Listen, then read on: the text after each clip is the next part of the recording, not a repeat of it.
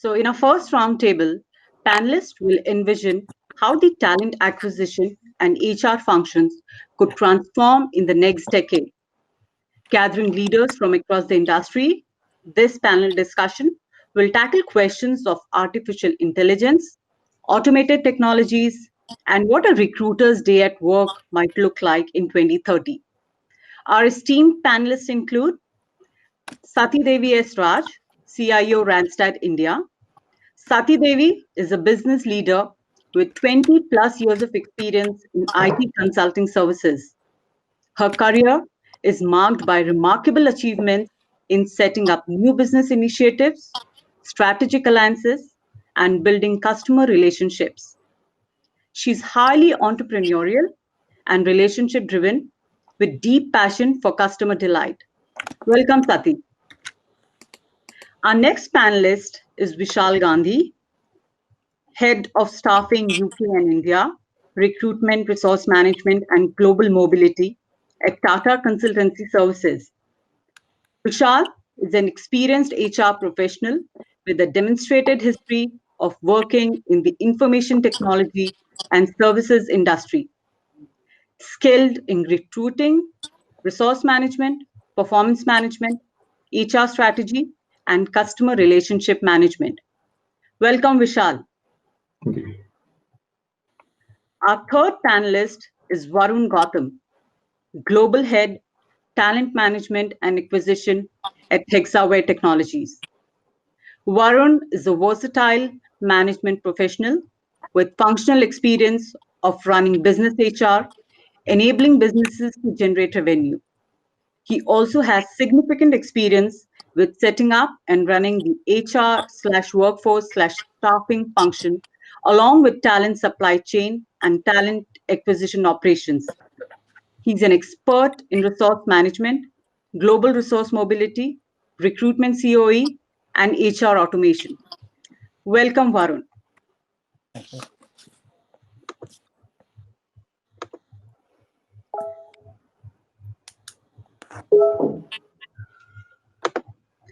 All right. So, my first question to the panelists would be, the talent landscape is changing. How can technology empower HR and talent acquisition professionals? We would like to start with you, Sati. Yeah, thank you, Divya, and good morning, good afternoon, and good evening at various time zones. So it's a great pleasure to be here in this roundtable conference with great leaders of different, companies.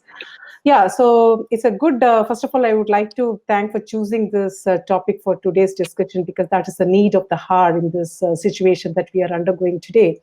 So yeah, so technology basically enables the businesses, as we all know, to serve more customers at greater speed and at less cost, while turning today's eruption of data into valuable business intelligence.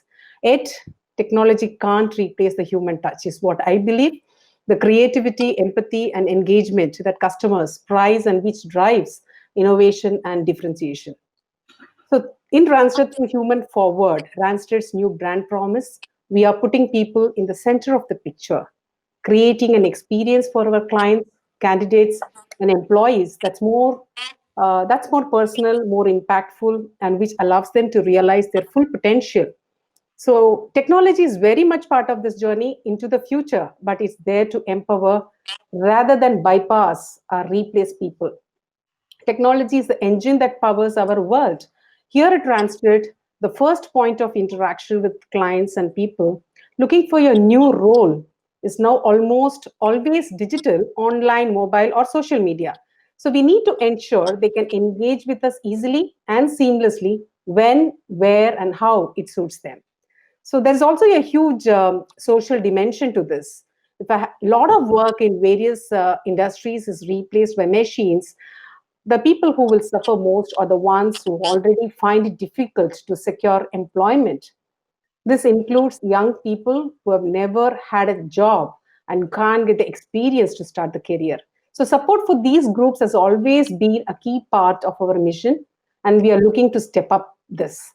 So, we believe that everyone has an enormous amount to offer. The combination of technology and personal touch can help us to identify these capabilities, support them with training, and connect candidates with potential employers.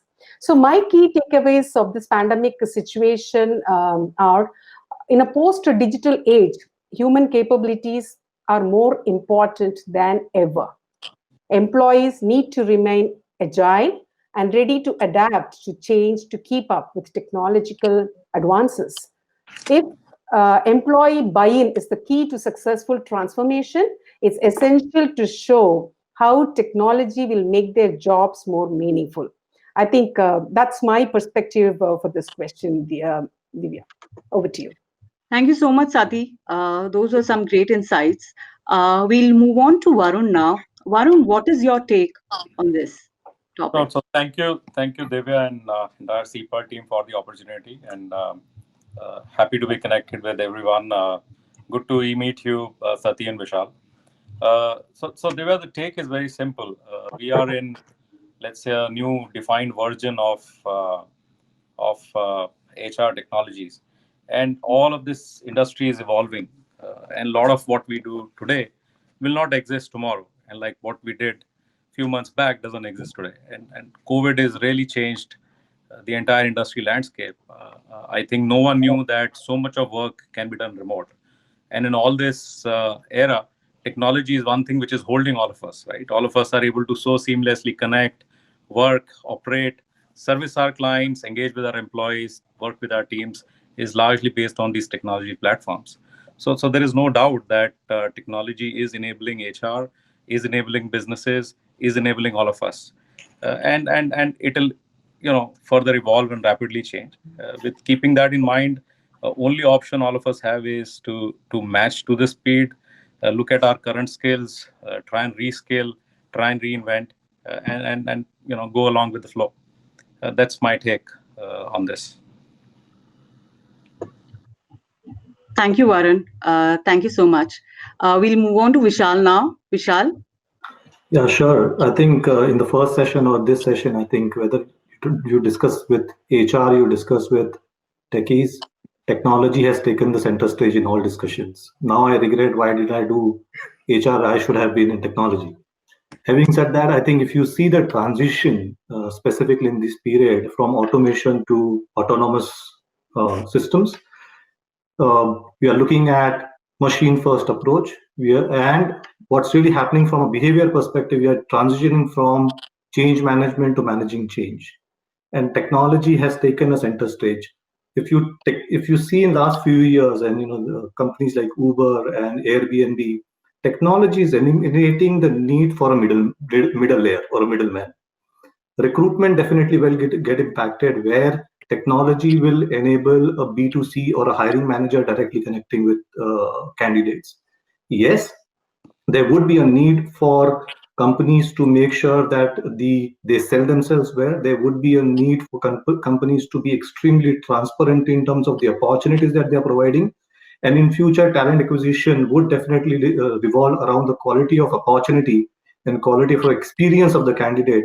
But technically, it would be all driven by technology. Human interaction would be at a very minimal level, only for those positions where the company believe that they want to create core capability. Otherwise, it would be more of a flex capability driven by technology.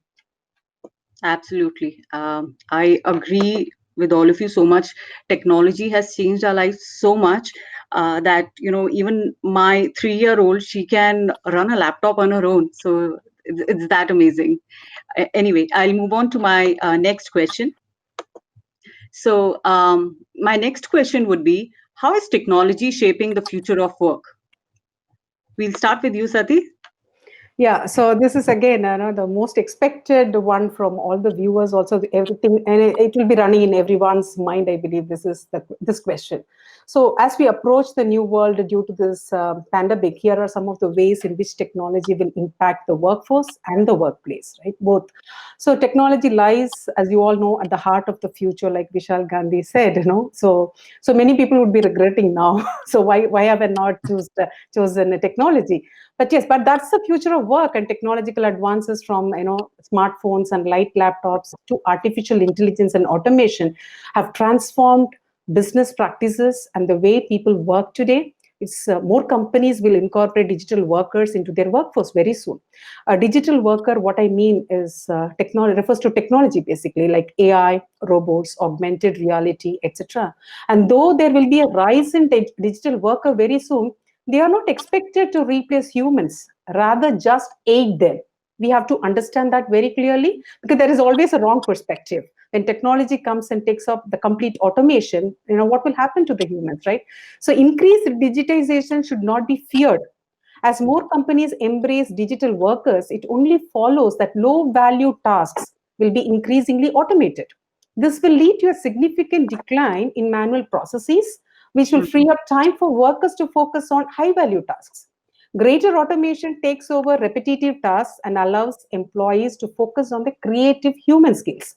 So there is no denying, that technology will be able to take over some jobs and tasks, which is why human skills and values will be in high demand next year and in the years to come. Though technology lies at the heart of the future of work, work is still very much human. And what makes us human will make us employable in the future, right? So because the future of work is going to be work from anywhere, it's natural that organizations are more concerned about the people working for them. Though there's already a strong movement, around many organizations, I would say mental health and well-being in the workplace. This is only set to increase as companies strive to attract and retain top talents. So, as companies strive to attract and retain top talents, they are rethinking the way they approach employee benefits and perks in order to cater to the changing and diverse needs of employees. Instead of having a set of benefits packages, companies will increasingly, I think, allow employees to build their own. This type of approach can increase employee engagement and productivity, as workers can choose benefits and amenities that can help them enhance their personal and professional lives. So this is my take. Great, Thank you. great. Thank you so much, Sati. Thank you so much for the insights. We'll move on to you, Varun, now. Sure. So Yeah. the way I look at it is, as you rightly said, Sati, technology is more of enabling a lot of functions which were done by humans, and we all will move to a better, bigger jobs. But in general, as Divya, your question is absolutely right. Technology is going to impact every facet of our life generally. And when we talk of HR per se as a function, it's going to impact every part of HR, whether I would say entire life cycle of a candidate to an employee, right from recruitment, the way learning happens, the way performance management happens, the way let's say employee care happens, and the way we drive compensation and other policy related operations. If you look at all the solutions which are available in the industry today, right from the biggies are SAP, Oracle, IBM. So right from SuccessFactor to Oracle HCM to various IBM solutions. So you would see that right from recruitment it starts from chatbots. So what would a chatbot do? It will come in and take away that work what a recruiter does in terms of screening and filtering. But what we not want to understand here is it's not only going to do that, it's also going to enable us to engage with people better. So what happens today when a chatbot enters in this game? It's interacting with the candidate while it is also suggesting what kind of appropriate jobs could be existing in a system, and it also further evaluates them on a lot of basic filters. What a recruiter does today. So the way it will enable the recruiter is it will give them a better served filtered candidate, and at the same time it will give a better candidate experience because it will be more real time. See, all of us are impacted by AI today in the world where most of us have subscribed to either a Netflix or an Amazon Prime or any other some similar channel. Whether we know or not, AI is impacting us. When we log on to those systems, they recommend based on what we want to see, based on what we have seen in past. So we are getting touched upon by AI in variety of ways, whether we realize it or not. So similarly, it will also kick in our functions, and it will go beyond recruitment and candidate management to the other life cycle parts of the employee when it comes to learning. So we at Hexaware we are today trying to innovate the learning function, where we have a internal robot or a chatbot. When I log into the system, based on my experience, based on my background, it will basically map me to 20 type of different courses which I could do. So it's going to recommend me, instead of me searching, navigating, it's going to recommend me what is most applicable or what is more delightful for me to learn, and how does it enhances my skills to go to the next kind of set of jobs. Now that learning system is also connected to the career management system. It's not only telling me what to learn, it also telling me if I learn these 10 set of skills or 10 set of courses, what are the kind of jobs I can apply within the system, within the Hexaware universe.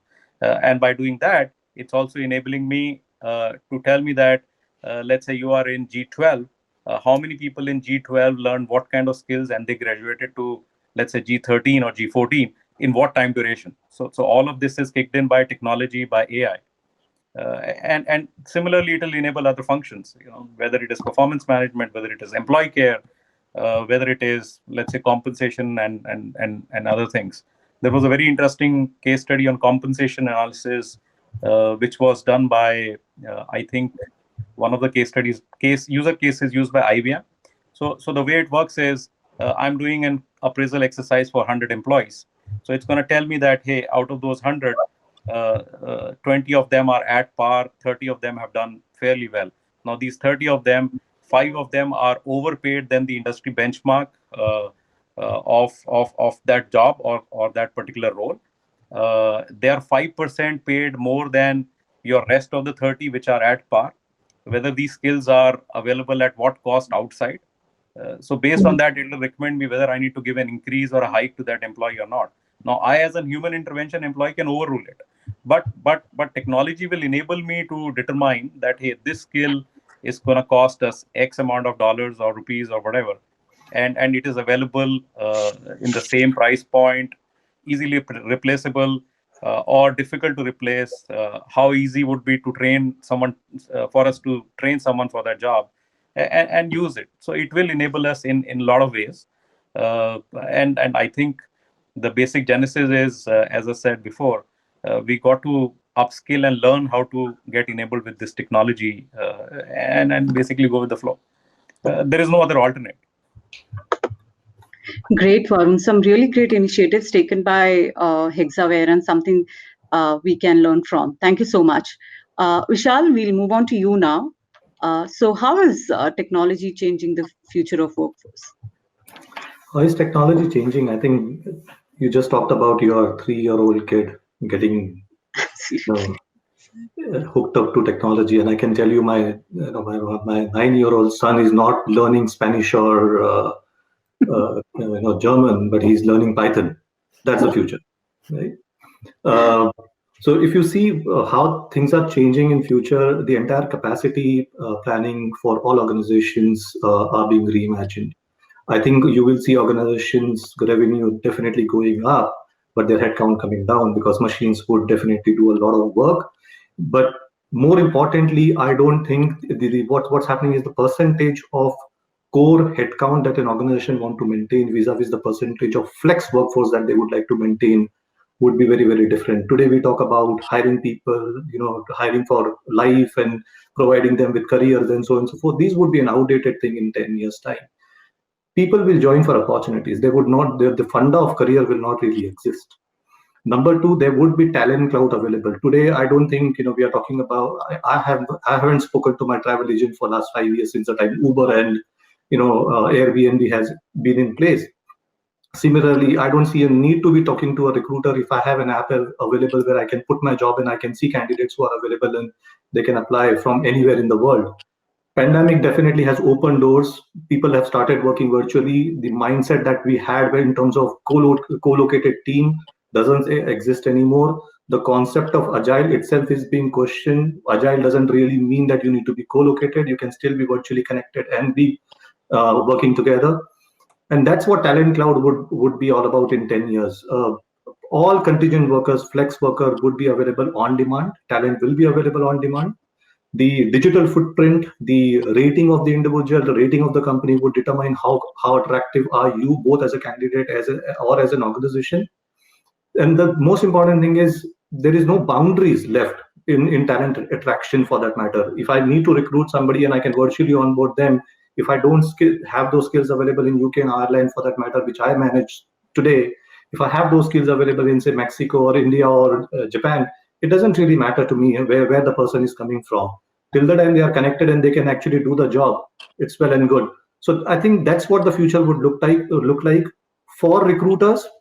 I think today, whatever transactional mundane jobs the recruiters are doing with regards to data mining or coordinating and so on and so forth will not exist.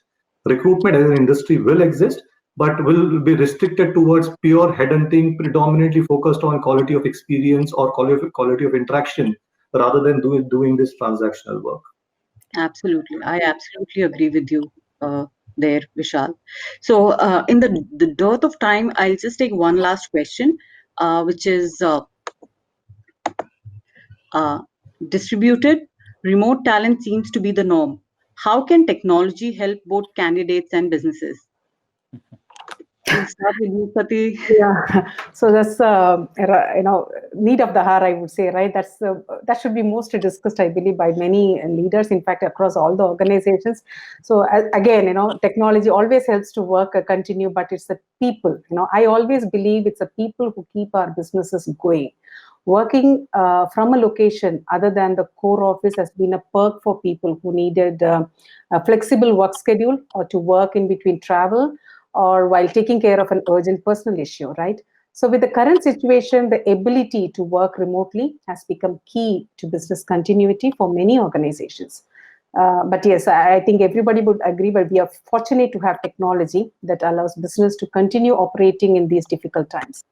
It's also important to prepare for unpredictable times like this. When being able to work remotely, it collaboratively becomes key success, of businesses and individuals. I think businesses have many enabling technologies today, right, to choose from to support their workforce. But before they choose, what I strongly believe is that they should first have an understanding of the different situations, right, and needs that can arise, so especially when implementing something quickly and then working on strengthening it. The best tool to pick is the one you think your people would adapt it fastest, regardless of the number of features a collaboration tool has. It's only as good as the ones that people will use. The best way to consider what people might use, looking at what they are already used to. So look at those base of skills they might have from workplace tools and what they might use at home. Consider the types of tools they have today. If you have a younger employee base, they might be more familiar with Google Docs, right? Google set of applications such as Google Docs, as it is often used in schools in these days. Right now the virtual classes are going on, everybody will be using Google Docs, right? So scaling technology is a key consideration. Once you understand your user base and IT skills, I think you face several choices.